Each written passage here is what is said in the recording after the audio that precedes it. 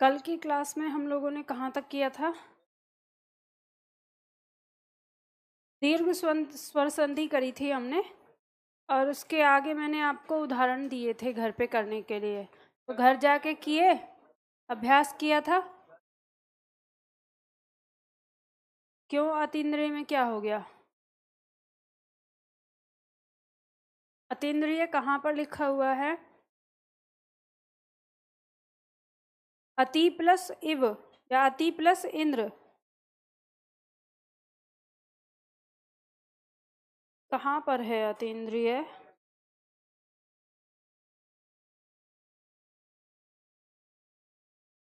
अति प्लस एव दिख रहा है मुझे। अति भी तो है, कुछ गलत ले लिया क्या? दोनों ई देख रहे थे।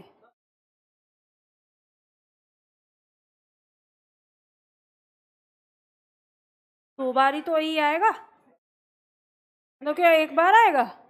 एक अति में और फिर आगे इव या इंद्र जो भी रहेगा तभी तो दीर्घ ई होगा। उसका उत्तर हो सकता है एक नीचे देख लिएगा, इसका ऊपर। चलो बाद में पूछ लेना जो तुम्हारा डाउट है, ठीक है? चलो देखो, ध्यान दो यहाँ पर। एक तो मैं आप लोगों को बताना चाहती हूँ, आज मुझे बहुत ज़्यादा तकलीफ हो रही है, आज मुझे बहुत ही ज़्यादा दर्द है, ठीक है? तो शांति बनाए रखें, समझने की कोशिश करेंगे, छुट्टी नहीं कर रही। बस आप समझ लो ना, मुझे ज़्यादा मत बुलवाना।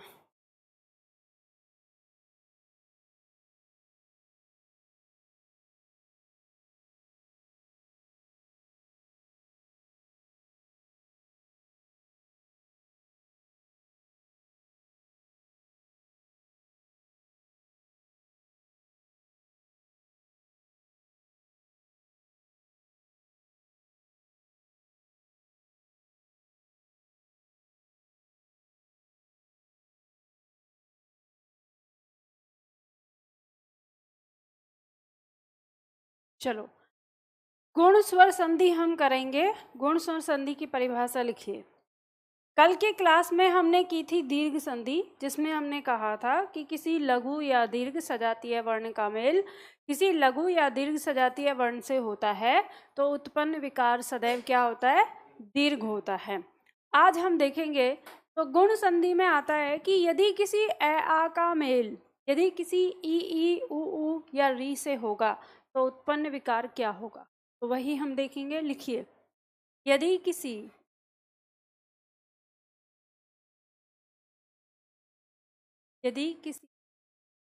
ए या आ का मेल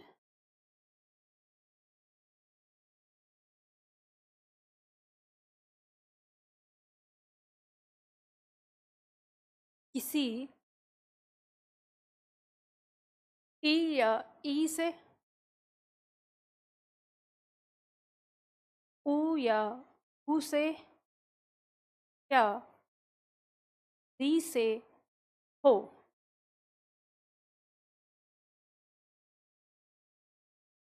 तो उत्पन्न विकार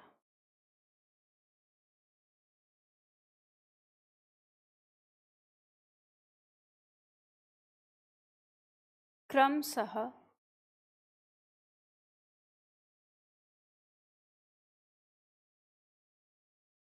ए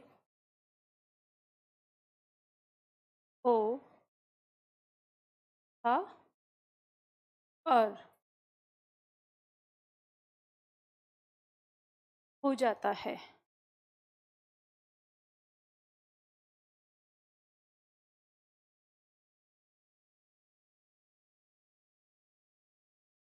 से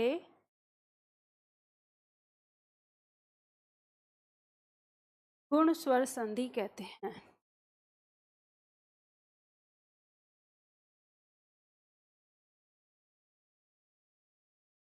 यदि किसी ए आ का मेल किसी ई उ या री से हो तो उत्पन्न विकार क्रमशः ए ओ और हो जाता है। तथा इसी को हम क्या कहते हैं, गुण स्वर संधि कहते हैं। देखो ये क्या कह रहा है, हम लिखेंगे फॉर्मूला इसका। कह रहा है कि किसी ए या आ का मेल किससे हो रहा है, किसी ई या से, ऊ या ऊ से, या री से।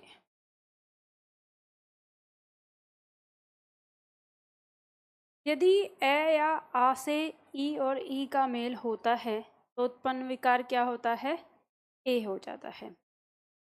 यदि ए या आ से ऊ या ऊ का मेल होता है तो उत्पन्न विकार क्या हो जाता है, ओ हो जाता है। और यदि ए या आ से री का मेल होता है तो उत्पन्न विकार क्या हो जाता है, अर हो जाता है। इसी को हम गुण संधि का फॉर्मूला कहते हैं। यही है, इसको याद रखना है आपको, डाल लीजिए।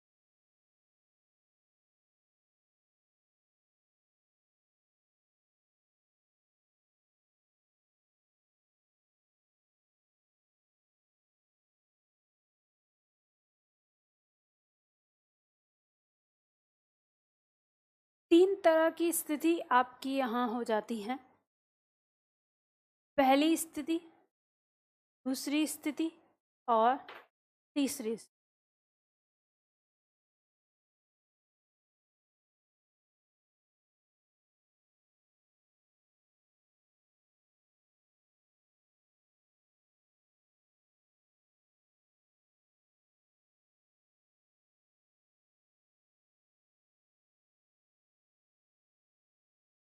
समझ में आ गया, लिख लिया आप लोगों ने? चलो एक एक करके इसको समझ लेते हैं। यहाँ पे हमारे सामने दिया है यदि ए आ का मेल ई से होता है तो उत्पन्न विकार क्या होता है, ए होता है। तो अब ये जो यहाँ लिखा हुआ है इसको विस्तार से समझ लेते हैं। ये क्या कह रहा है, स्थिति हमारी सबसे पहले हमारे सामने है कि यदि किसी ए या आ का मेल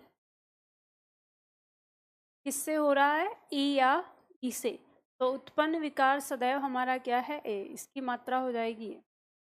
इसका कहने का मतलब है किसी लघु आ का मेल किससे हो रहा है, किसी लघु ई से। बोलो मेरे साथ, किसी लघु आ का मेल किससे होता है, किसी दीर्घ ई से। या किसी दीर्घ आ का मेल किससे होता है, लघु ई से। या किसी दीर्घ आ का मेल किससे होता है, किसी दीर्घ ई से। तो हर स्थिति में उत्पन्न विकार हमेशा क्या होगा, हमारा ए होगा।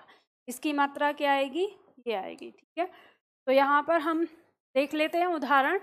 जैसे शब्द है हमारा देव प्लस इंद्र। अब देखो पेन मत चलाओ, पहले समझ लो उसके बाद लिखना। अंतिम वर्ण क्या है यहाँ पर, अ। जब हम अ बाहर निकालेंगे तो यहाँ टुकड़ा क्या बचेगा, देव बचेगा। नीचे हल आ गया इसके। ठीक है, यहाँ पे हमारे पास क्या बचा, ई।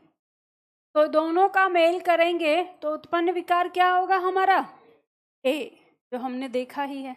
यहाँ पे टुकड़ा हमारा बच गया देव।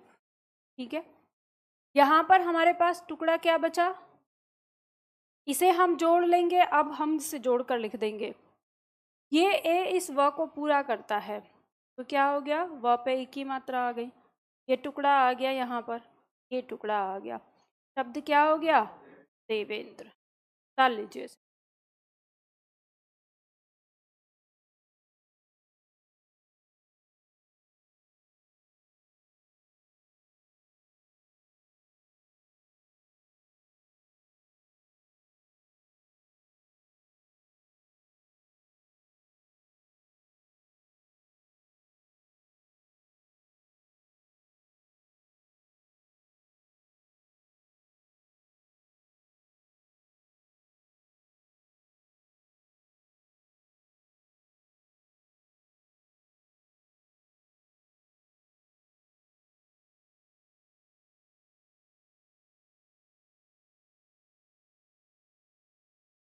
अब जिनका ये हो जाए वो करके दिखाओ।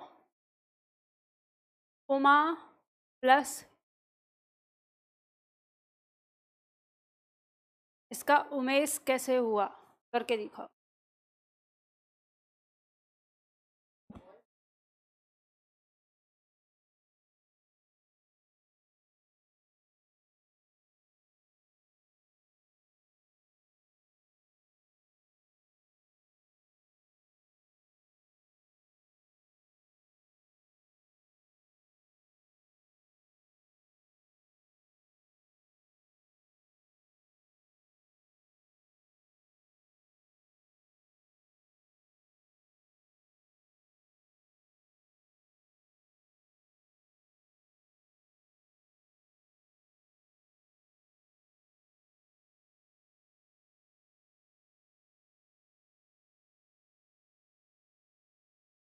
हो गया? देखो क्या किया इसका, बनकर क्या आया, उमेश।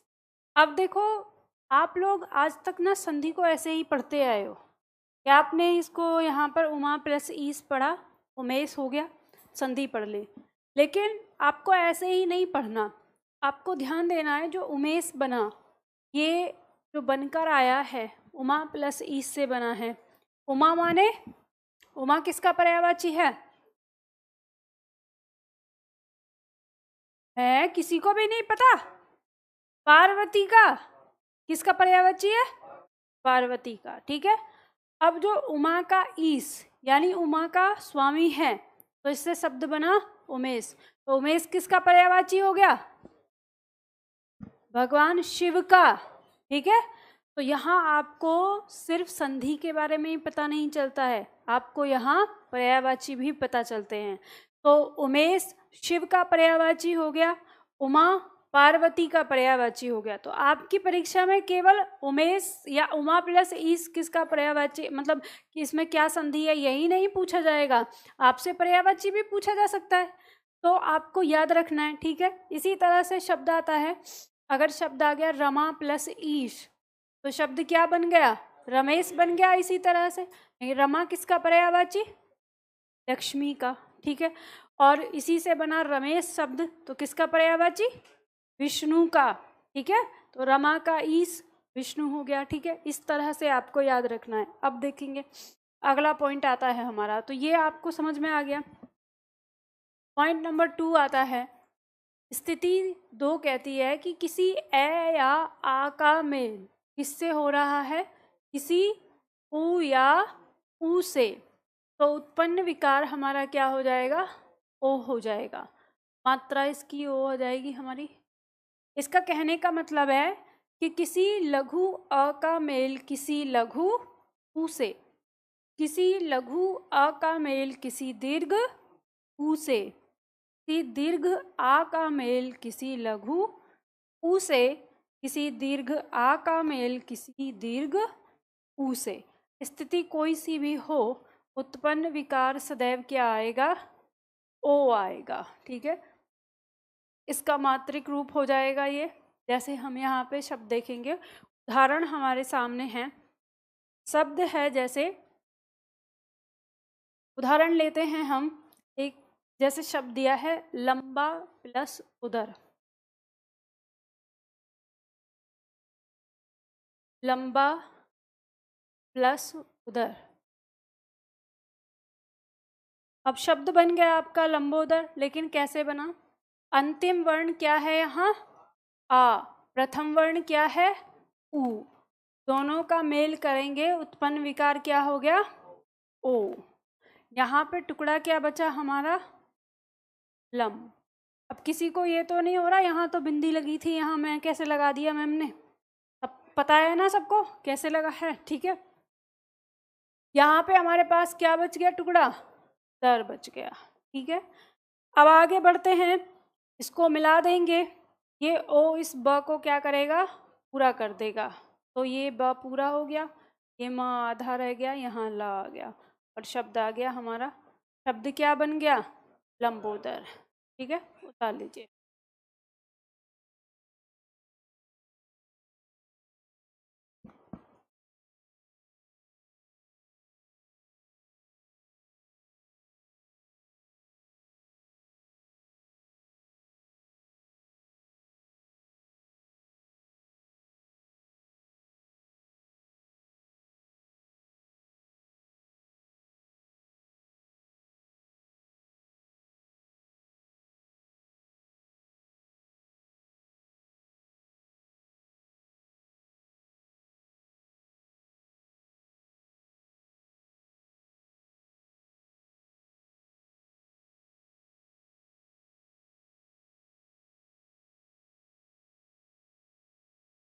करो। पद प्लस उन्नति, पदोन्नति किस तरह से बनाओ।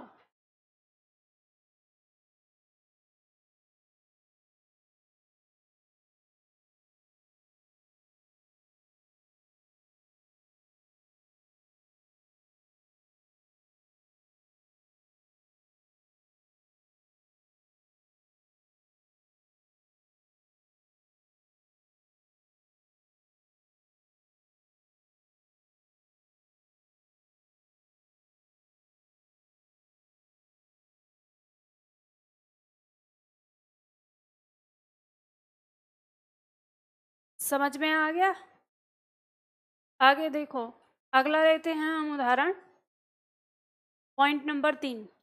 अच्छा, ये पदोन्नति कर लिया आपने, किस तरह से हुआ? अंत में हमारा वर्ण क्या है? अ। यहाँ पर क्या है? उ। दोनों का मेल करेंगे तो क्या बन जाएगा? ओ। यहाँ टुकड़ा क्या बचा?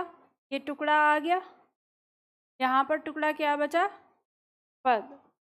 ये इसको पूरा कर देगा तो शब्द हमारा क्या हो गया? पदो और नति। शब्द बन गया हमारा पदोन्नति। ठीक है।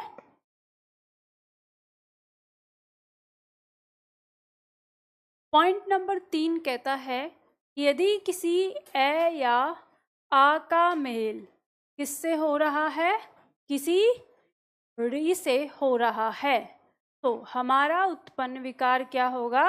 अर हो जाएगा। ठीक है। इसका कहने का मतलब ये है कि किसी लघु अ का मेल किसी री से हो या किसी दीर्घ आ का मेल किसी री से हो, तो यहाँ पर दो ही स्थिति आएंगी क्योंकि इधर एक ही वर्ण है। ठीक है, तो दोनों ही स्थिति में उत्पन्न विकार हमारा सदैव क्या होगा? अर होगा। जैसे उदाहरण देखते हैं हम, यहाँ पर शब्द दिया है हमारे सामने, महा प्लस ऋषि।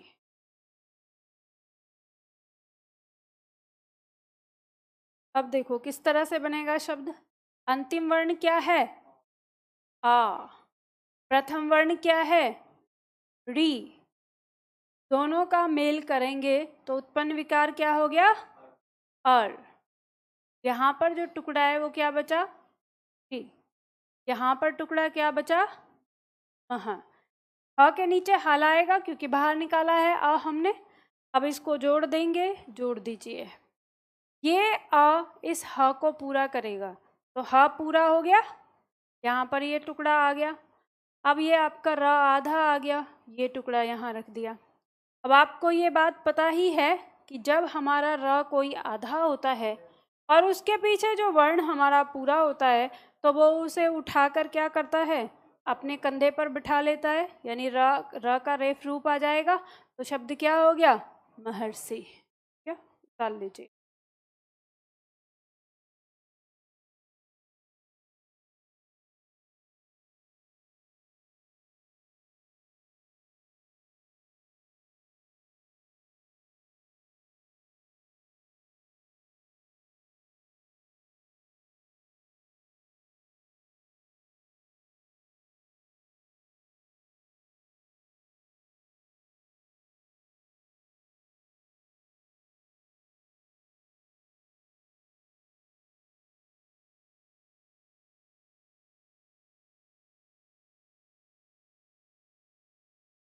अब चलो दूसरा करके दिखाओ मुझे।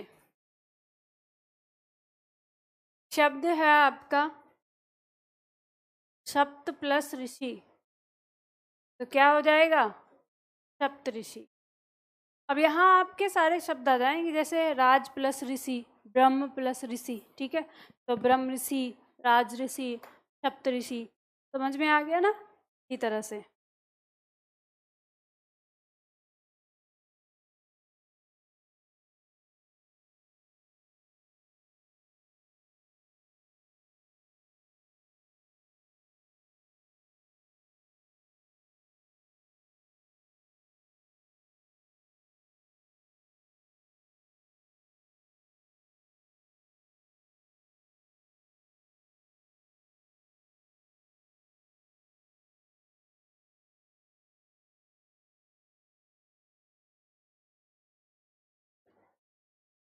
क्या हुआ, गलत लिख रहे हो?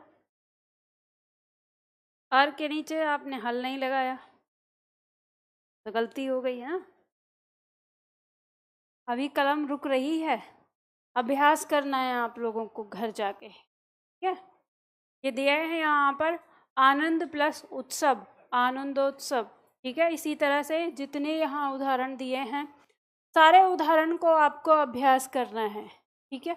इसमें भी गलती है, कल की क्लास में मिली गलती आपको, कल के उसमें तो अभी बताना नहीं है, मैं पूछ नहीं रही, ठीक है। मुझे बता देना क्लास में जाते हुए कि मैम इसमें गलती थी, हमने ठीक कर ली। तो यहाँ पर आप जो जो बता जाएगा तो समझ में आ जाएगा कि इन्होंने किया है। इसमें भी गलती है, कहाँ गलती है वो आपको कल बतानी है मुझे, ठीक है। जो चेक करेगा तो बता देगा। अगला आता है हमारा वृद्धि स्वर संधि। वृद्धि स्वर संधि, चलो देखते हैं यहाँ पर वृद्धि स्वर संधि क्या होता है। लिखो परिभाषा। यदि किसी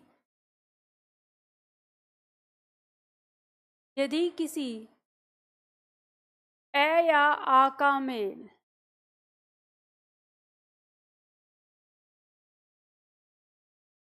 यदि किसी ए या आ का मेल किसी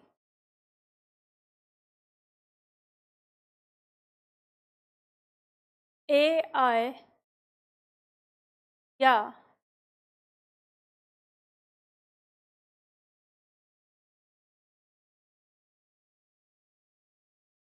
ओ आओ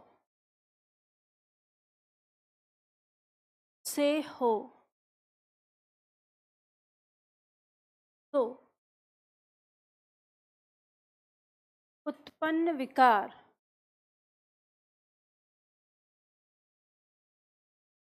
क्रमशः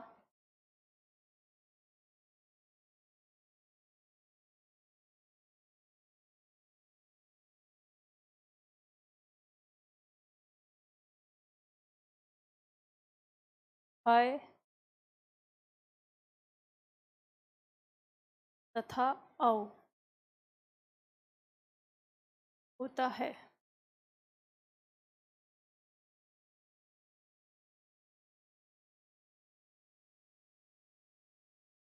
से वृद्धि संधि कहते हैं।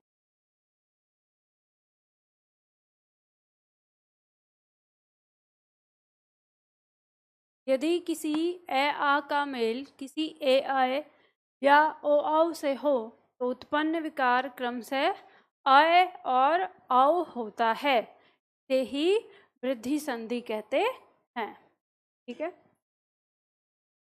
चलो इसका फॉर्मूला लिखो। कह रहा है कि किसी ए या आ का मेल किससे हो, किसी ए या आए, ओ या औ से, ओ या औ से। तो देखो इसका मेल अगर इससे होता है तो उत्पन्न विकार क्या होगा, आए की मात्रा आ जाएगी डबल मात्रा, ठीक है। और अगर ए आ का मेल ओ आओ से होता है तो इसका उत्पन्न विकार आओ आ जाएगा और इसकी मात्रा भी डबल। यही हमारा क्या कहलाता है, फॉर्मूला कहलाता है वृद्धि संधि का, ठीक है। दो स्थिति हो गई यहाँ पर, ये पहली स्थिति, ये दूसरी।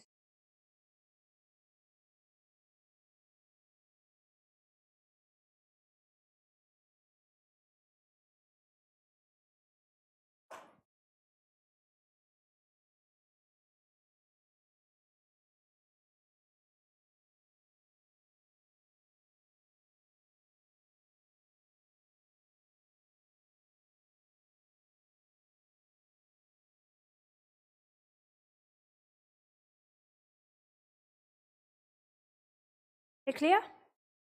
चलो देखो इनको समझेंगे, इसकी स्थिति को जो यहाँ पर दिया हुआ है क्या कह रहा है। ये दोनों स्थिति आपके पास लिखी हुई हैं, बस समझनी है आपको। तो देखो यहाँ ये कह रहा है कि यदि किसी ए या आ का मेल किससे हो रहा है, किसी ए या अ से हो रहा है, तो उत्पन्न विकार हमारा क्या होता है, अ होता है। इसे और खोल के लिखेंगे, किसी अ का मेल किसी ए से, किसी अ का मेल किसी अ से, या किसी आ का मेल किसी ए से, या किसी आ का मेल किसी अ से। स्थिति कोई सी भी होगी, उत्पन्न विकार सदैव क्या आएगा, हमेशा आय आएगा। ठीक है, बड़ा आएगा, हमें ये ध्यान देना है। इसकी मात्रा क्या हो जाएगी, डबल मात्रा। ये ध्यान रखना, जिसके ऊपर एक मात्रा लगी होती है उसका मात्रिक रूप डबल मात्रा में होता है, और जिसके ऊपर कोई मात्रा नहीं होती उसका मात्रिक रूप सिंगल मात्रा यानी एक मात्रा का होता है। तो चलो हम यहाँ पे शब्द लेंगे उदाहरण। जैसे शब्द दिया है हमारे पास, सदा प्लस एव। एव का मतलब होता है होना। ठीक है, इसका अर्थ क्या है, होना। सदा माने हमेशा। अंतिम वर्ण क्या है यहाँ पर, आ। ए क्या है यहाँ, प्रथम वर्ण ए। दोनों का मेल करेंगे तो उत्पन्न विकार क्या हो जाएगा, आय हो जाएगा। यहाँ टुकड़ा क्या बचा, व। यहाँ पे टुकड़ा क्या बचा, सद। हल के साथ आएगा। हल के साथ क्यों आया, क्योंकि अ को बाहर निकाल लिया है। ठीक है, अब मिला देंगे इनको, ये इसको पूरा कर देगा द को, तो द के ऊपर मात्रा क्या आ जाएंगी, दो मात्रा, और ये हमारा टुकड़ा सद है। किसी के दिमाग में ये तो नहीं आ रहा कि मैम यहाँ पे तो हम इसे बाहर निकालते हैं तो द आधा आ जाता है, इधर से आधा क्यों नहीं आता कोई। तो आपको पता है ना, वो तो वास्तविक रूप में आया हुआ है स्वर। ठीक है, तो वो तो किसी से बाहर आ ही नहीं रहा। डाल लो।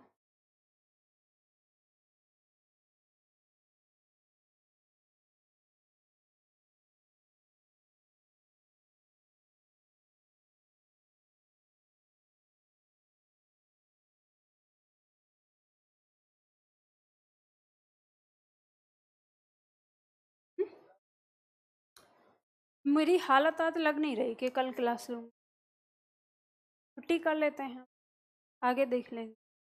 क्योंकि देखो, संधि है आपका, संधि के लिए एक एनर्जी चाहिए होती है पूरी। अब मेरे पास मुझे नहीं लग रहा कि एनर्जी इतनी है कि जिसे भी हाँ, कल की छुट्टी ही रहेगी, सैटरडे है ही ना। आज मुझे लिखने में भी बहुत भार पड़ रहा है। मैं सोच रही थी कि आपको वॉकम पे ही लिखवाऊं, फिर मुझे लगा कि नहीं, कुछ समझ में नहीं आएगा। कल से ज़्यादा तबीयत खराब हो रही है। लिख लिया ये, ठीक है। दूसरा पॉइंट, बात ये है ना कि ये सीधे हाथ की तरफ है, ये हाथ ज़्यादा चलता है, हर काम में चलता है। अगर इसे मैं बिल्कुल शांत रखूं तो फिर ये नस नहीं चलती। अब ये पूरी, अब चोट लगी है यहाँ पर, तो ये नस चलती है तो इसके साथ दर्द बनता ही बनता है इसमें। अब कल मैंने ध्यान नहीं दिया था, ऐसा था कि 2-3 दिन से थोड़ा परहेज कर रही थी, तो मुझे लगा कि ठीक हो गई हूँ मैंने कल अचानक से अपना बैग उठा दिया, बैग में किताबें रखी हुई थी, अब वो झटके से उठा तो दिया पर वो एकदम से दर्द हो गया, फिर वो उठा भी नहीं, वापस ही रख दिया, और वो दर्द तब से और ज़्यादा ही बढ़ गया। तो ये दिक्कत हो जाती है कि अगर ध्यान नहीं रहता ना कि चोट लगी हुई है, दर्द नहीं हो रहा, तो अचानक से कोई काम हो जाता है, फिर हो जाती है दिक्कत। चलो देखो, दूसरा पॉइंट है हमारा, यदि किसी ए या आ का मेल किससे हो रहा है, किसी ओ या औ से होता है, तो उत्पन्न विकार हमारा क्या होगा, अ हो जाएगा। इसकी मात्रा क्या हो जाएगी, दो मात्रा वाली। ठीक है, खोल के देख लेते हैं इसको। इसका कहने का मतलब है कि किसी अ का मेल किसी ओ से, या किसी अ का मेल किसी औ से, या किसी आ का मेल किसी ओ से, या किसी आ का मेल किसी औ से। तो दोनों ही स्थिति में उत्पन्न विकार हमारा क्या होगा? अव होगा, जिसका मात्रिक रूप है। उदाहरण देख लेंगे। जैसे शब्द दिया है हमारा यहाँ पर महा प्लस ओज। ओज का मतलब होता है तेज, प्रभाव, ठीक है। अंतिम वर्ण क्या है? आ। प्रथम वर्ण क्या है? ओ। दोनों का मेल करेंगे, उत्पन्न विकार क्या हो जाएगा? आओ। यहाँ पे हमारे पास क्या बचा? ज। यहाँ क्या बचा? हाँ, दोनों को जोड़ देंगे, ओ इसको पूरा कर देगा, तो शब्द क्या हो गया? यहाँ पर वर्ण हमारा महो। ये आ गया ज, ये आ गया महा। शब्द क्या बन गया? महोज। महोज का मतलब होता है महान तेज। जैसे आपने देवी देवताओं के पीछे, उनके सिर के पीछे चक्र सा चलता देखा है ना, तो वो जो चक्र सा दिखता है वही क्या होता है? महोज, जो प्रकाश पुंज है, सबके पास होता है। ये ओज सबके पास होता है, ठीक है। जिसका ओज विशाल हो जाए तो वो क्या हो जाता है? महोज हो जाता है, वही कहलाता है महोज।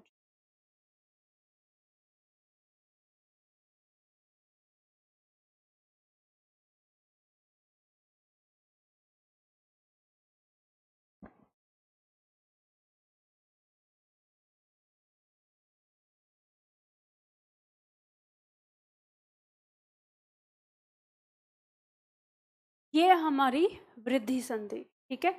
बात समझ में आ गई? अब देखो, मिटा दूं इसको, हो गया। चलो देखो, अभी हमने जो पढ़ा, यहाँ पर हमने 3 संधि पढ़ी। कौन कौन सी? दीर्घ संधि, गुण संधि और वृद्धि संधि। अब देखो, इनको याद कर लो। कैसे याद करना है? जब हमने दीर्घ संधि की बात करी थी तो ए या आ का मेल होकर उत्पन्न विकार क्या था? आ। किसी ई या ई का मेल आपस में होकर उत्पन्न विकार क्या था? दीर्घ ई। किसी ऊ या ऊ का मेल आपस में होकर उत्पन्न विकार क्या था? दीर्घ ऊ। ये थी हमारी दीर्घ संधि, ठीक है। तो ये तो हमें याद हो गई। उसके बाद गुण संधि में हमने देखा कि किसी ए या आ का मेल हो रहा है, लेकिन किससे हो रहा है? किसी ई से, किसी ऊ से, या किसी री से। तो जब हम ए आ का मेल ई से कर रहे हैं तो उत्पन्न विकार क्या आ रहा है? ए। और जब हम इसका मेल ऊ से कर रहे हैं तो उत्पन्न विकार क्या आ रहा है? ओ। और जब हम इसका मेल री से कर रहे हैं तो उत्पन्न विकार क्या आ रहा है? अर, ठीक है।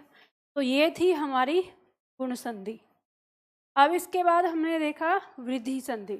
वृद्धि संधि हमारी क्या कहती है? किसी ए आ का मेल किससे हो रहा है?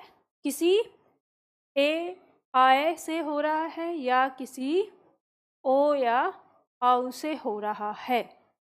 तो जब हम इसका मेल इससे करते हैं तो उत्पन्न विकार क्या आता है? आए। और जब हम इसका मेल इससे करते हैं तो उत्पन्न विकार क्या आता है? आओ आता है। तो यही है हमारा।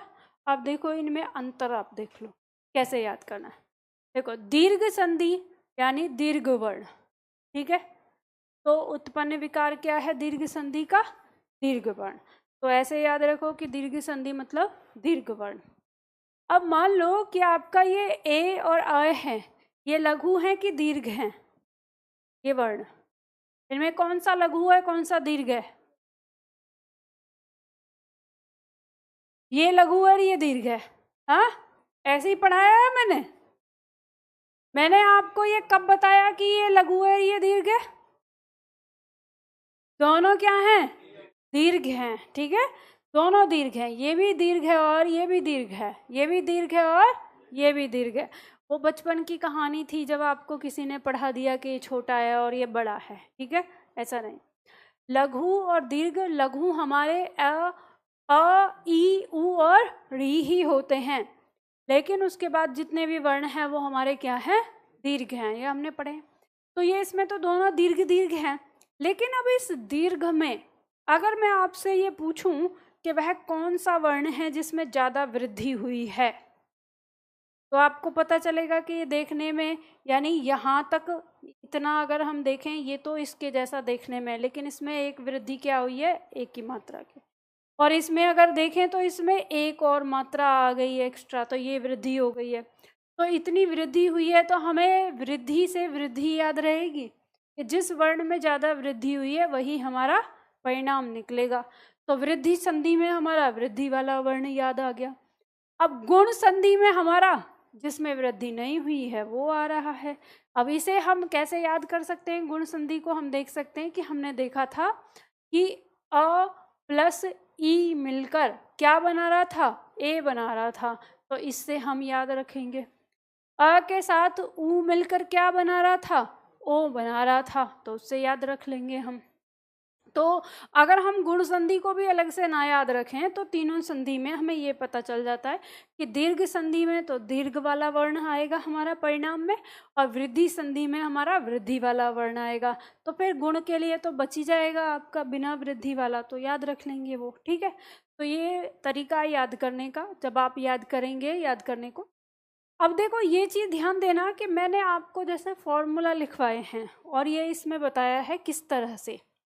जैसे मान लो अगर मैंने आपके सामने लिखा कि आ प्लस ई बराबर क्या होगा, मतलब ए होगा या अ होगा। एक मैंने ये लिख दिया आ प्लस ई बराबर ए।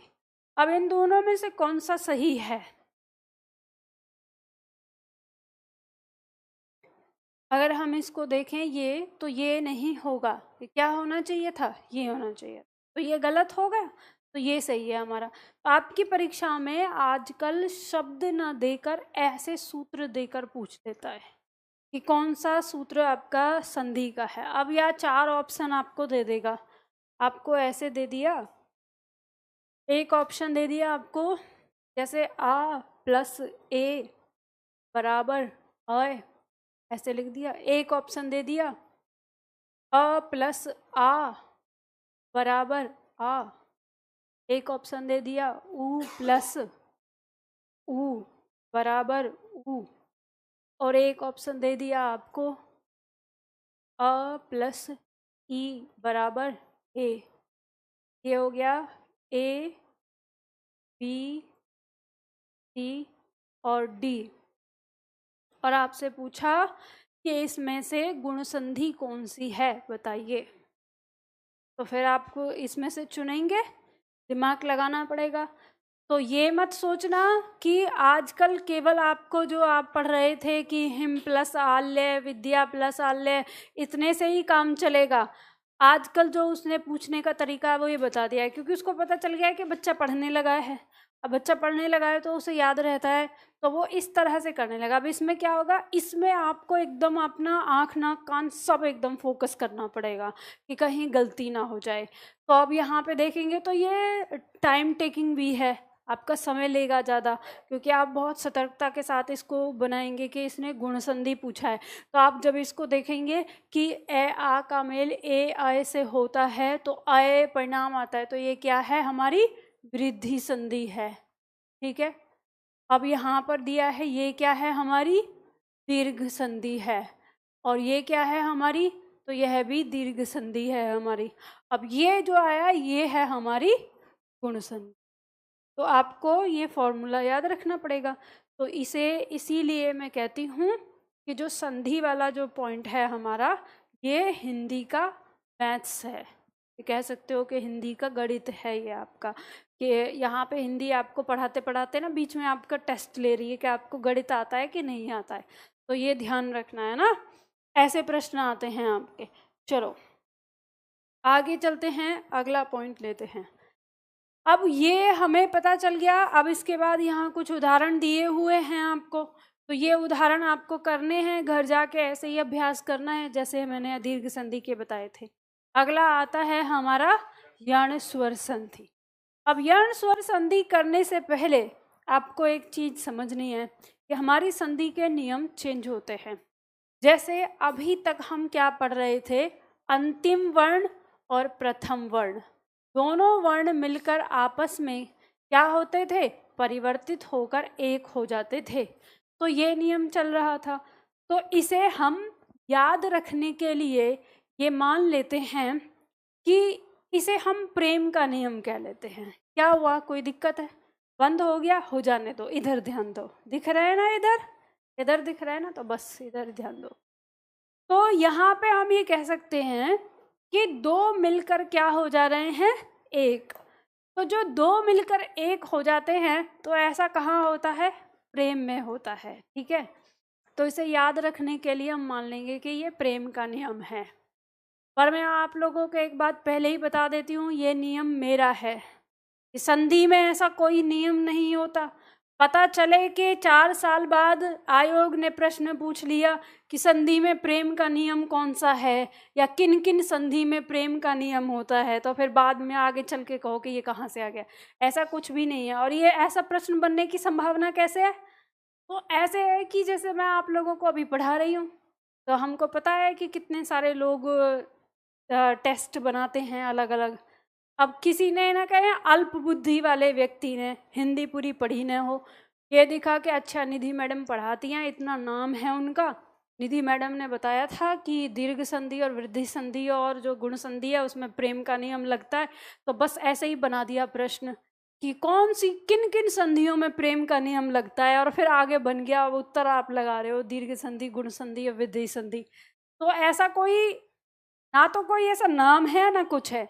जैसे हमने दादाजी और नाना जी याद किए थे ना, कि अनुस्वार के बाद अगर दादाजी आते हैं तो अनुस्वार का मतलब क्या है, पंचमाक्षर।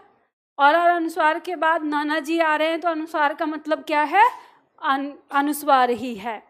तो वो याद रखने के लिए जैसे हमने वहाँ याद रखा, ऐसे ही हम याद रख ले रहे कि ये जो हमारी 3 संधि है, इन संधि के अंदर जो नियम लग रहा है वो प्रेम का नियम लग रहा है। और प्रेम का नियम के मतलब क्या था, दो मिलकर क्या हो जाना, एक हो जाना। लेकिन अब जो हमारी आगे संधि आ रही है, इसमें प्रेम का नियम काम नहीं करता। इसमें एक नियम लगता है घुसपैठिया नियम। ठीक है, इसको हमने नाम दिया है घुसपैठिया नियम। अब घुसपैठिया नियम क्या है कि जो अब शत्रु है, शत्रु देश ने हमारी सीमा के बाहर एक घुसपैठिया भेज दिया। ठीक है, अब घुसपैठिया भेज दिया तो हमारे यहाँ पे भी एक सरकार है तगड़ी वाली, तो उसने भी अपने चप्पे चप्पे पे अपने सैनिक लगा रखे हैं। तो हमारा भी सैनिक था, उसको पता चल गया कि ये घुसपैठिया आ गया। तो अब ये दोनों का आमना सामना हुआ। अब इसने इसको पहचान लिया। अब इसने पहचान लिया कि बाहर से आया है, बम विस्फोट करना चाहता है, तो इसको मार कूट के इसको अलग सिखा दिया और बोला, बोल भारत माता की जय। तो अब ये भारत माता की जय बोलने लगा। अब इसको ये संदेह है कि अगर मैं इससे अलग गया, दूर गया, तो फिर कोई खुरापात करेगा। तो कहता है कि नहीं, मैं तेरे पास ना 24 घंटे नजर रखूंगा तेरे ऊपर। तो ये ही है हमारा घुसपैठिया नियम। कहने का मतलब ये है कि हमारे पास 2 शब्द हैं, प्रथम शब्द का अंतिम वर्ण और द्वितीय शब्द का प्रथम वर्ण। दोनों आपस में मेल करेंगे, लेकिन परिवर्तन अंतिम वर्ण में होगा। और जो ये द्वितीय शब्द का प्रथम वर्ण है, ये ज्यों का त्यों इसके साथ जुड़ जाएगा। तो यही हमारा नियम अब चलेगा आगे के नियमों में। ठीक है, तो यहाँ पर हम देखते हैं, तो लिखते हैं यण संधि। हमने अभी तक ये देखा कि प्रथम शब्द के अंतिम वर्ण पर ही ए आ आया है, लेकिन कभी ऐसा भी तो हो सकता है कि प्रथम शब्द का अंतिम वर्ण उसका अंत ई उ या री से हो, तो हमारा विकार क्या होगा। तो वहाँ पे हम देखते हैं। तो यण संधि में हम चलते हैं। तो यण संधि हमारी कहती है कि यदि किसी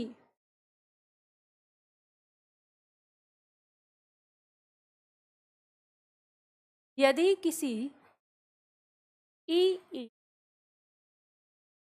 उ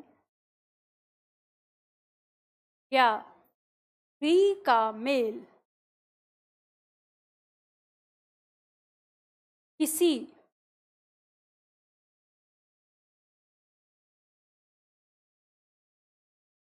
भिन्न स्वर से,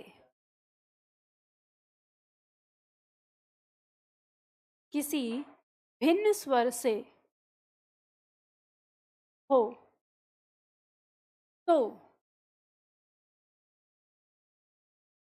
उत्पन्न विकार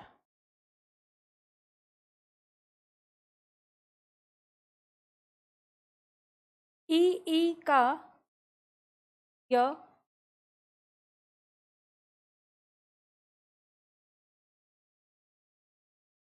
ऊ का व,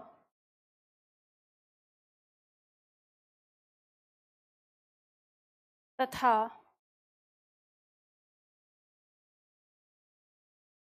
री का र हो जाता है।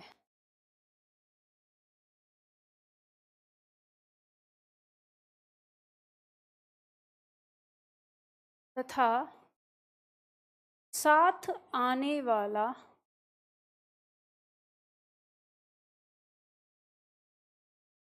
स्वर साथ में जुड़ जाता है।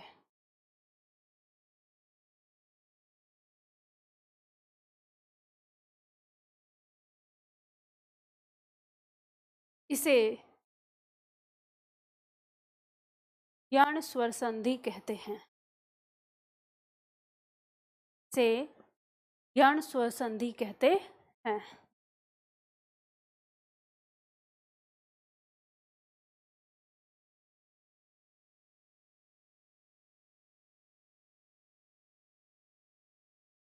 अब ये ध्यान रखना कि मान लो 10-20 साल में आगे कोई मेरा प्रशंसक आए और वो किताब लिख दे कि निधि मैम ने इसे प्रेम के नियम से और इसे घुसपैठिए नियम से संबोधित किया था, तो फिर प्रश्न बन जाएगा भविष्य में। लेकिन अभी तक, आज तक ऐसा कोई नाम नहीं है, ये ध्यान रखना, ठीक है। चलो, तो इसे यण स्वर संधि कहते हैं। लिख लिया? ये लिख लो जल्दी से। ये कह रहा है कि यदि किसी ई उ या री का मेल किसी भिन्न स्वर से होता है। भिन्न स्वर का मतलब है अगर ई उ या री आया है तो वही नहीं आएगा, उससे कोई अलग स्वर आएगा, ठीक है। तो अगर भिन्न स्वर से इनका मेल होता है तो उत्पन्न विकार में ई बदल जाएगा य में, उ बदल जाएगा व में, और री बदल जाएगा र में, और उसके साथ जो द्वितीय शब्द का प्रथम वर्ण है वो उसके साथ जुड़ जाएगा। इसी को हम क्या कहते हैं? यण स्वर संधि कहते हैं, ठीक है। चलो, अब इसके साथ हम इसका फॉर्मूला लिखेंगे। इसके नीचे ही लिखना है आपको फॉर्मूला। यहाँ पे कहा है कि यदि किसी ई या ई का मेल या किसी उ या उ का मेल या किसी री का मेल से हो रहा है, किसी भिन्न स्वर से हो रहा है, भिन्न स्वर, तो ई का मेल इस भिन्न स्वर से होता है। तो यहाँ पर, अच्छा इसे ऐसे नहीं लगाएंगे निशान, तो इस तरह से लगाएंगे, एक बार ही लगा लेते हैं। ये सारे आपस में मेल कर रहे हैं, ठीक है। तो परिवर्तन किस में होता है? ई में परिवर्तन होता है, तो ये किस में बदल जाता है? ये य में परिवर्तित हो जाता है। उ का परिवर्तन किस में होगा? व में परिवर्तित हो जाएगा। और री का परिवर्तन किस में होगा? र में हो जाएगा। अब यहाँ पे जो ये भिन्न स्वर आया है वो जस का तस इसके साथ आ जाएगा। ये हमारा फॉर्मूला बन गया, इसको याद रखना है आपको। ये हो गया पहला नियम, ये हो गया दूसरा नियम इसका, ये हो गया तीसरा नियम, यानी 3 स्थिति हो गई इसके अंदर।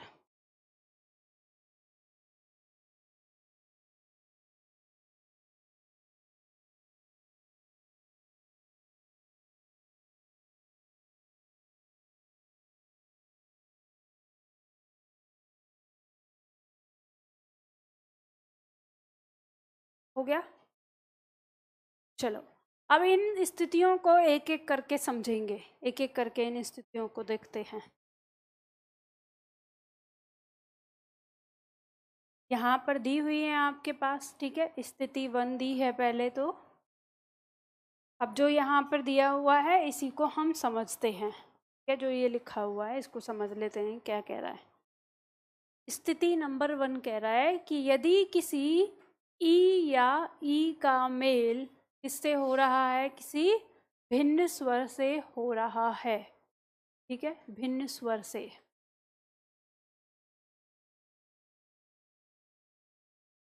तो उत्पन्न विकार क्या होगा, ये ई बदल जाएगा किसमें, य में, और ये जो भिन्न स्वर है ये इसके साथ आ जाएगा बिल्कुल ऐसे ही बिना परिवर्तन के, यहाँ आ गया भिन्न, ये होगा। अब इसे समझ लेते हैं क्या कह रहा है। इसका कहने का मतलब है कि यदि कोई यहाँ पर ई आया है और इसका मेल किससे हो रहा है, किसी अ से हो रहा है, तो ये अभिन्न स्वर ही है, तो ये ई किस में बदलेगा, य में, और ये जो अ है इसके साथ आ जाएगा, तो फाइनल रिजल्ट इसका क्या हो जाएगा, य। अब इसी तरह से ये ई अगर मेल करता है किसी ए के साथ, तो यहाँ पर ये ई हमारा किस में बदलेगा, य में, और यहाँ क्या आ जाएगा, ए आ जाएगा, तो फाइनल रिजल्ट इसका क्या आ जाएगा, ये। अब अगर ये ई इसके साथ मेल करता है, ओ के साथ मेल करता है, तो यहाँ पर ये किस में बदलेगा, य में, और ये ओ इसके साथ आ जाएगा, यहाँ पर रिजल्ट क्या हो जाएगा, यो हो जाएगा। अब इसी तरह से यदि ये ई इसके साथ मेल करता है, ऊ के साथ मेल करता है, तो ये हमारा य आ जाएगा और यहाँ पे क्या आ जाएगा, ऊ, और ये क्या हो जाएगा, यू। इसी तरह से ये ई अगर किसी लघु या दीर्घ ई के साथ मेल करता है, तो ये क्या हो जाएगा हमारा, यह हो जाएगा, और ये इसके साथ क्या आ जाएगा, ई, और ये क्या हो जाएगा, ई। ठीक है, समझ में आ गया आपको, सही है, ऐसे ही हो जाएगा। किसी को दिक्कत कोई, लास्ट वाले में क्या दिक्कत आ गई, ई का मेल ई से होगा तो क्या हो जाएगा, जो लोग कह रहे हैं कि सब कुछ सही है उन लोगों का ध्यान नहीं है यहाँ पे। इसका मतलब है ई या ई का मेल ई से होगा तो क्या ये य में बदलेगा या दीर्घ ई हो जाएगा, तो इसका मतलब ये क्या हो गया, गलत हो गया।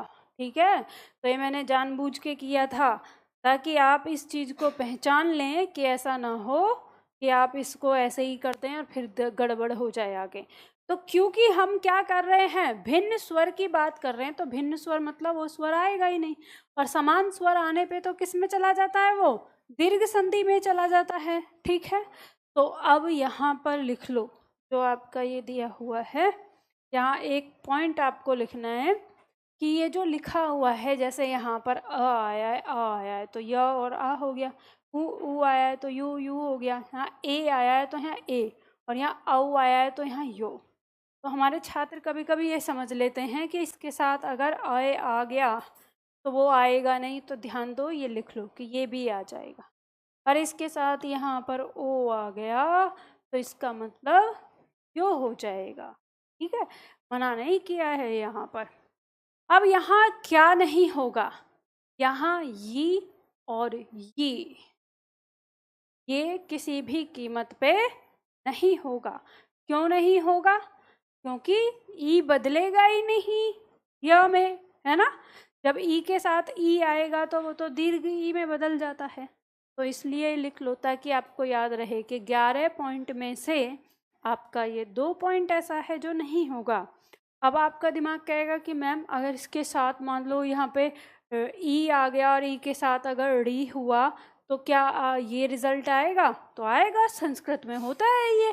ठीक है, तो संस्कृत शब्दों में मिलता है हमको ये, तो यहाँ हिंदी में नहीं मिलता, लेकिन वहाँ आएगा तो वो हो जाएगा जैसा भी वर्ण होगा। बात समझ में आ गई आपको। तो अब देखो उदाहरण को, यहाँ पे जैसे शब्द दिया है हमारे सामने, शब्द है हमारा अति प्लस अधिक। अभी लिखना मत, पहले इसे समझ लो। यहाँ से हिंदी जो आपकी संधि है ये थोड़ी सी कठिन हो गई है, क्योंकि आप लोगों ने इसकी बात मानी नहीं, आप लोग इसे हल्के में लेने लग गए।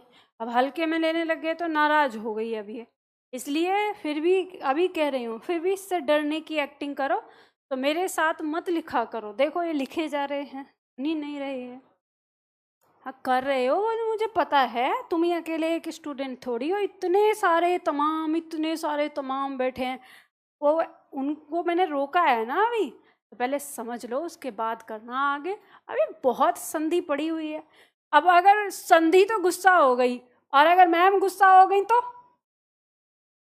फिर मैं अभी बता दूंगी कि चलो अब इतने ही ज़्यादा एडवांस हो गए हो, तो फिर और बता दूंगी आगे, मेरे पास और भी बहुत सारी चीज़ें हैं ना। तो पहले समझ लो ध्यान से सारी चीज़ें। अंतिम वर्ण क्या है इसमें? ई। प्रथम वर्ण क्या है? अ। तो हमको पता है कि दोनों का मेल करेंगे तो परिवर्तन किस में होना है? पहले वर्ण में होना है। इन चिन्हों का मतलब समझना, ठीक है। अब तक तो हम दोनों लगाकर बीच में लिखते थे रिजल्ट, अब हम दोनों चिन्ह लगाकर रिजल्ट जो परिवर्तित होगा उसकी ओर लिख रहे हैं। तो यहाँ पे परिवर्तन किसका होगा? ई का। किस में हो जाएगा? य में। अब यहाँ पे क्या बचा? अ बचा, ये आ गया। यहाँ पे क्या बचा? अधिक टुकड़ा बचा। चाहे आप पूरा ही अधिक भी लिख सकते हो, इसमें ऐसी कोई बात नहीं है ना, पूरा का पूरा शब्द भी उतार सकते हो। अब यहाँ पे हम देखेंगे, यहाँ हमारे पास टुकड़ा क्या बचा? अत बचा। ये त हमारा आधा रह गया। अब आप इसको जोड़ दीजिए, ये जो अ है इस य को पूरा कर देगा, तो यह पूरा हो गया। अब यहाँ पर हमारा ये त आधा रह गया, इस त के और इस य के बीच में कोई स्वर नहीं है, तो ये त आधा रह गया, तो य के साथ ऐसे आ जाएगा। अब बचा हुआ टुकड़ा यहाँ पर रख देंगे, दोनों आगे पीछे। शब्द हमारा क्या हो गया? अत्यधिक। अब उतार लो, अब बिना देखे उतारो। यहाँ समझने के बाद थोड़ी ना मैं कहती हूँ कि आप बार बार ऊपर देखो।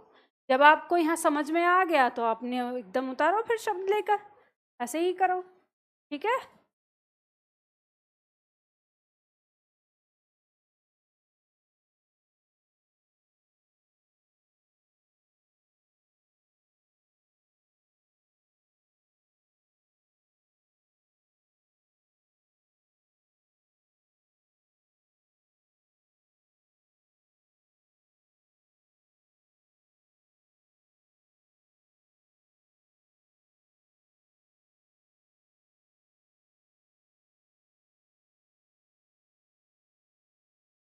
जिन्होंने ये कर लिया है के बाद वो करिए।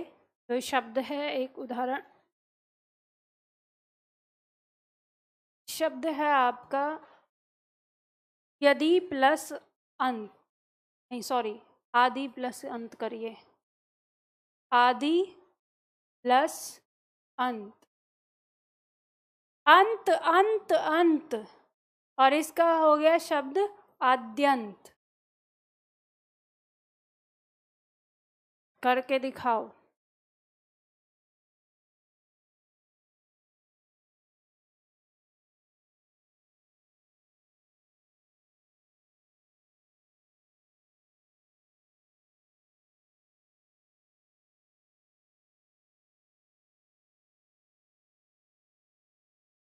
आदि प्लस अंत आ गया। आद्यंत सही या कुछ और आ रहा है? कुछ और आ रहा है क्या? इससे अलग आ रहा है? चेक करो, यही आ रहा है या इससे कुछ अलग आ रहा है? इससे अलग आ रहा है। इसके जैसा हो कर सकते हो? इतना क्यों काट दिया? गलत है। देखो गलत नहीं है बालक, आप दिशा भ्रमित हो रहे हो, सही है। शब्द है आपका आदि प्लस अंत। आपने इसको किस तरह से किया? ऐसे ही किया जैसे अभी तक करते आए हो। अंतिम वर्ण क्या है? ई। प्रथम वर्ण क्या है? आ। दोनों का मेल किया तो ये ई किस में बदल गया? य में बदल गया। यहाँ पर क्या आ गया? आ गया। इसके बाद यहाँ क्या आ गया? टुकड़ा आ गया। यहाँ पे आपके पास क्या बचा? आध। द के नीचे हल बचेगा। ये आ इस य को पूरा करेगा, तो आपने ये पूरा कर दिया। ये बिंदी इसके ऊपर आ गई, ये टुकड़ा जुड़ गया। ये जो द है आपका, ये आधा रह गया, यहाँ पर आपने लिख दिया। यही तो आ रहा है आपका। तो बस आगे की प्रोसेस पूरी कर दो। आधा द और य, इसको आप ऐसे लिखते हो ना। अब आ गया आपका ये आद्यंत। ऐसे लिखो या ऐसे लिखो, समझ गए? भूल गए क्या? शब्द है आपका विद्या, का मतलब क्या है? विद्या, है ना? तो ये आपने जब आधा द और य का संयुक्त रूपी तो है ये, तो लिख दिया। अब परीक्षा में ऐसे ही पूछेगा, आद्यंत का संधि विच्छेद बताइए।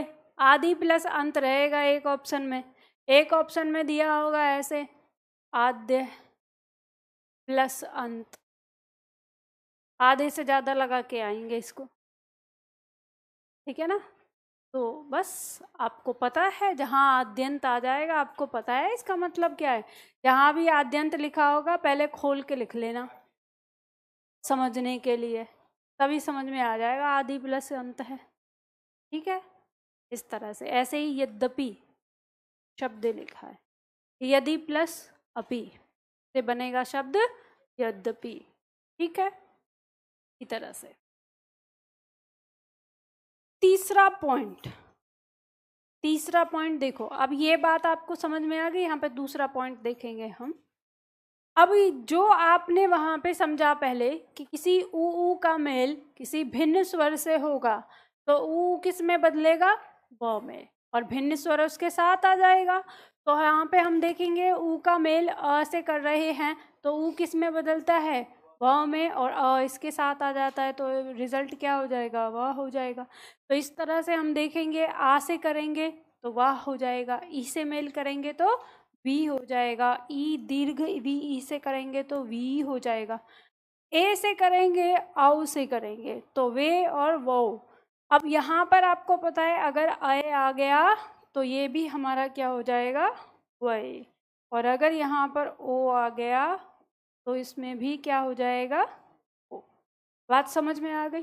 तो इसमें वो कौन सा पॉइंट है जो नहीं होगा? तो इसमें नहीं होगा वू और वू, ये नहीं होगा। क्यों नहीं होगा? क्योंकि ऊ का मेल ऊ से होने पर दीर्घ ऊ हो जाएगा। बात समझ में आ गई? तो यहाँ पर इसे समझ लीजिए। चलिए अब यहाँ पे हम लिखेंगे, उदाहरण देखेंगे। शब्द है जैसे हमारे पास में उदाहरण दिया है। सबसे पहला उदाहरण देखते हैं, जैसे तू प्लस आगत। देखो यहाँ पर हमारा स्वर क्या है? अंतिम स्वर ऊ। प्रथम स्वर क्या है? आ। दोनों का मेल करेंगे, ये किस में बदल जाएगा? व में बदल जाएगा। यहाँ पर क्या आ गया? अ। यहाँ पर बचा हुआ टुकड़ा लिख देंगे। यहाँ पर क्या बचा हमारे पास? हल के साथ तू नहीं बचेगा, ऊ तो बाहर निकाल लिया, ठीक है? अब इसके बाद जोड़ देंगे, ये जो आ है इस व को पूरा कर देगा, व पूरा हो गया। अब ये स आधा रह गया, आधा रह गया तो आधा लिखा जाएगा, और ये टुकड़ा आ गया। शब्द क्या हो गया हमारा? स्वागत। डाल लीजिए। तो अगर कोई पूछेगा कि स्वागत में कौन संधि विच्छेद बताइए स्वागत का, क्या हो जाएगा? सु प्लस आगत। अब दिमाग में ये चल रही है बात कि मैम अब इसका संधि विच्छेद कैसे करेंगे, तो टेंशन मत लो, संधि विच्छेद भी आसानी से कर लोगे आप। बस आपको क्या सीखना है, संधि। जैसे मैंने बताया ना, ये टुकड़े आने चाहिए, ऐसे मत करना सु प्लस आगत बराबर स्वागत मैम कर दिया हमने, तो आप तो इतना लिखवाती हैं, ये लिखो वो लिखो और ये लिखो, तो ये आपको लिखना पड़ेगा अगर संधि विच्छेद सीखना है तो।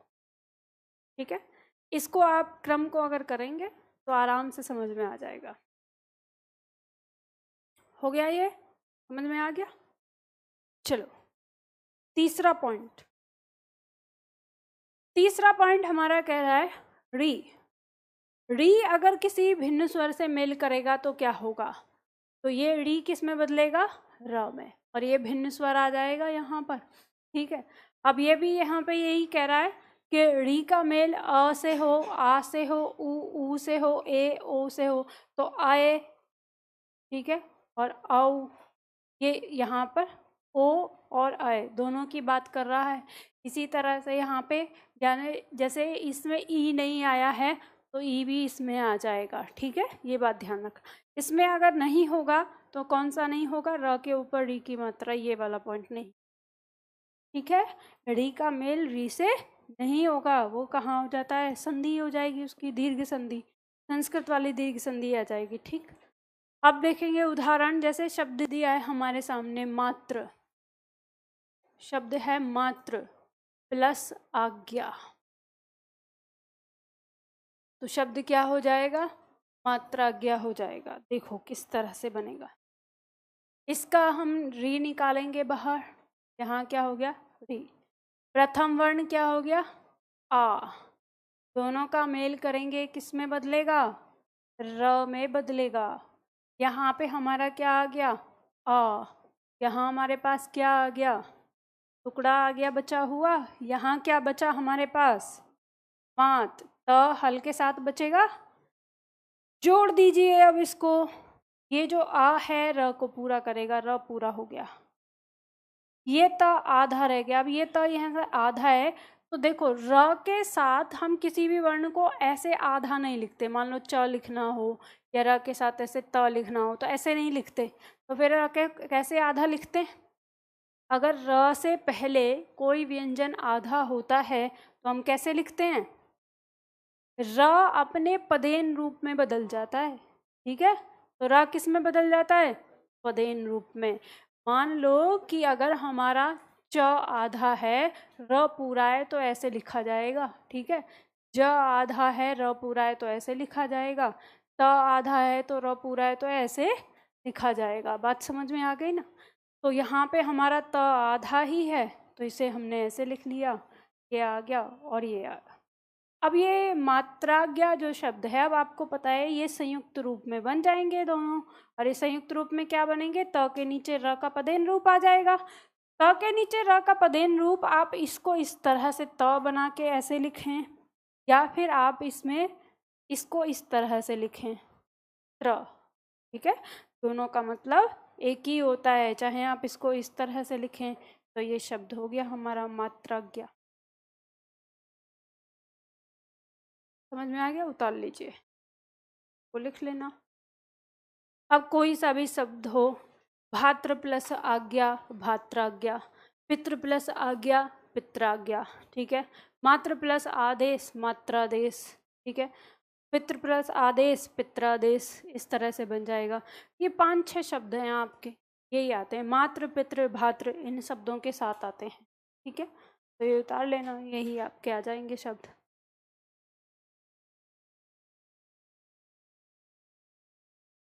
जैसे शब्द लिखेगा सु प्लस अल्प, तो क्या हो जाएगा, स्वल्प, उ बदल जाएगा व में।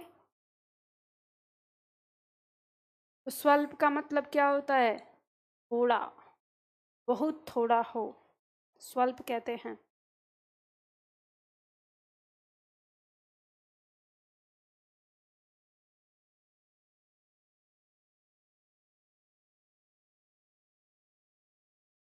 अब नीचे उदाहरण दिए हुए हैं, इनको करना है।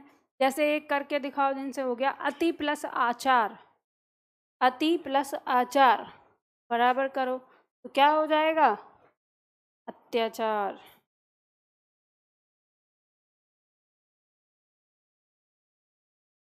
अब उतारा नहीं तुमने?